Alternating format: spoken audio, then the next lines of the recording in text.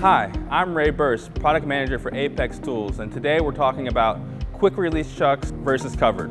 More people today use a quick release chuck than the covered, but there are serious benefits to a covered chuck. When someone is changing out a bit, they will grab onto the knurl piece of the head. The knurl is a diamond-shaped pattern that gets machined into the sleeve. They will pull it forward to quick release the bit. There will be 1 or 2 ball bearings inside of the hex. When the sleeve is pulled forward, the ball bearings also go forward, allowing the individual to change the bit in or out. The ball bearings lock into the groove so they cannot be pulled out. The attractive feature, however, in a covered quick release product is that the cover encompasses the entire product, covering everything. That means that when the individual goes to release the bit, they'll grab the cover and the entire cover slides forward instead of just a knurl piece.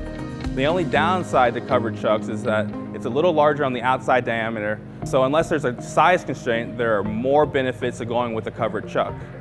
In contrast, it becomes easier to change a bit in and out with the covered product because there's more surface area to grab and pull forward.